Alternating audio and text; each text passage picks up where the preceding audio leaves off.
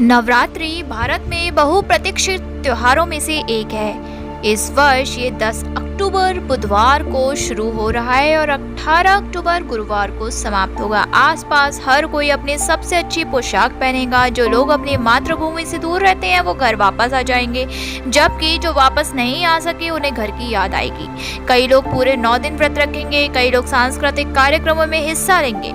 ये फिर से मौज मस्ती, उत्साह, भोजन और प्रियजनों के साथ यादों का समय होगा। इससे पहले कि आप सभी उत्सव के मूड में आ जाएं, जानते हैं नवरात्रि के बारे में कुछ दिलचस्प फैक्ट्स और उत्सव के उत्साह को दोगुना करते हैं। नवरात्रि शब्द 2 शब्दों से मिलकर बना है। नव जिसका अर्थ है 9 और रात्रि जिसका अर्थ है रात। इस त्योहार का उत्सव 9 रातों तक चलता है और इसलिए इसे नवरात्रि नाम दिया गया है। नवरात्रि का प्रत्येक दिन देवी दुर्गा के अवतार के लिए है। इन 9 दिनों तक लोग देवी के 9 अलग अलग अवतारों की पूजा करते हैं। लोगों का मानना है कि इन 9 देवियों में से प्रत्येक में अपार शक्ति है और वो सभी मिलकर माँ दुर्गा का निर्माण करती हैं। ये नवरात्रि साल में 5 बार आती है और 9 दिनों का उत्सव मनाया जाता है। नवरात्रि के उत्सव के महीने हैं मार्च अप्रैल, जून जुलाई, सितंबर अक्टूबर, दिसंबर जनवरी और जनवरी फरवरी। लेकिन सितंबर अक्टूबर के दौरान आयोजित होने वाली शरद नवरात्रि सबसे लोकप्रिय है। दशहरा नवरात्रि के अगले दिन होता है। इसके पीछे भी एक अलग इतिहास है।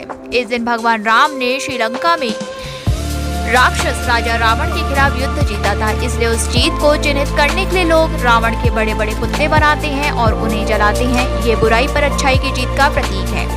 दशहरा उत्सव के ठीक 20 दिन बाद एक और महान त्योहार आता है, दिवाली। इस दिन भगवान राम अपनी पत्नी सीता और भाई लक्ष्मण के साथ 14 वर्ष के वनवास से अपनी मातृभूमि अयोध्या लौटे थे। लोग पूरे नवरात्रि में शक्ति के विभिन्न रूपों में माँ दुर्गा की पूजा करते हैं। वो हैं दुर्गा, भद्रकाली, अम्बा, अन्नपूर्णा, सर्वमंगला, भैरवी, चंडिका, ललिता, भवानी और मूकाम्बिका। हमारी पौराणिक कथाओं के अनुसार असुरों का राजा महिषासुर आधा भैंसा और आधा आदमी था। उन्होंने बड़ी भक्ति के साथ भगवान ब्रह्मा की पूजा की और भगवान उनके समर्पण को देखकर बहुत प्रसन्न हुए और इस प्रकार उन्हें कुछ भी मांगने के लिए कहा। इसलिए महिषासुर ने भगवान ब्रह्मा से उसे अमरता प्रदान करने के लिए कहा। ब्रह्मा जी ने कहा कि उसे कोई भी मनुष्य नहीं मार सकता। इसलिए महिषासुर सबसे शक्तिशाली व्यक्ति बन गया और वो पृथ्वी और स्वर्ग दोनों पर शासन करना चाहता था और जल्द ही उसने देवताओं के साथ लड़ाई शुरू कर दी। जब महिषासुर के अत्याचार असहनीय हो गए तो सभी देवताओं ने महिषासुर को मारने के लिए देवी दुर्गा को बनाने का फैसला किया। भगवान ब्रह्मा का वरदान था कि कोई भी मनुष्य महिषासुर को कभी नहीं मार सकता। खैर, इसका मतलब है कि एक शक्तिशाली महिला उसे मार सकती है। इस प्रकार देवी दुर्गा सभी देवताओं की सर्वोच्च शक्तियों के साथ प्रकट हुई। ये मिशन सफल रहा। एक और कहानी कहती है कि महिषासुर देवी दुर्गा से विवाह करना चाहता था। देवी दुर्गा ने प्रस्ताव अस्वीकार कर दिया, लेकिन उसने ये भी कहा कि वो महिषासुर से तभी विवाह करेगी जब उसे युद्ध में वो हरा देगा। ये वो युद्ध है जो 9 दिनों तक चलता रहा और इसके अंत में देवी दुर्गा ने महिषासुर का सर काट दिया। केरल में प्रचलित एक अन्य पौराणिक कथा के अनुसार महिषासुर की बहन महिषी ने अपने भाई की मृत्यु के बाद भी ये युद्ध जारी रखा।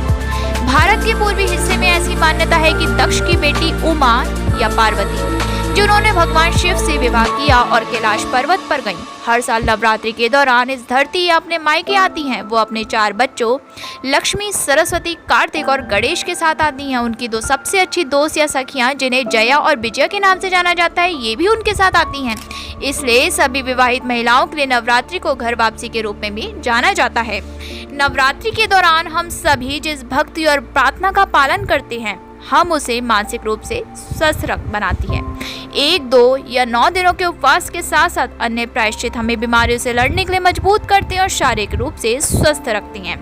कुछ प्राचीन ऋषियों और विद्वानों ने दैवीय शक्तियों को उचित रूप से धन्यवाद देने के लिए इस नवरात्रि को पूजा के समय से जोड़ा है, क्योंकि ये दैवीय या आध्यात्मिक शक्तियां न केवल मानव जाति को शक्तियां प्रदान करती हैं, बल्कि पृथ्वी को सूर्य के चारों ओर घूमने के लिए पर्याप्त ऊर्जा भी देती हैं, जिससे जलवायु में अन्य परिवर्तन होते हैं, जिसके परिणाम स्वरूप ब्रह्मांड में संतुलन होता है। इन 9 दिनों को आगे 3 दिनों के सेट में बांटा गया और हर सेट का कुछ ना कुछ महत्व है। पहले 3 दिनों के दौरान देवी दुर्गा का एक शक्तिशाली शक्ति के रूप में आह्वान किया जाता है। उन्हें दुर्गा के रूप में पूजा जाता है और सभी अशुद्धियों, बुराइयों और दोषों को नष्ट करने के लिए पृथ्वी पर वो आती हैं। अगले 3 दिनों में उनकी पूजा धन और सुख प्रदान करने वाली लक्ष्मी के रूप में की जाती है। पिछले 3 दिनों से लोग सरस्वती अवतार की पूजा करती हैं, जो सभी विद्याओं का सर्वोच्च स्रोत है। आशा है आपको नवरात्रि के बारे में रोचक तथ्य जानकर बहुत ही प्रसन्नता हुई होगी। तो अब आप ये जानकारी अपने रिश्तेदारों और दोस्तों के साथ भी शेयर कीजिए और इस त्योहार के दौरान और भी अधिक जश्न मनाइए।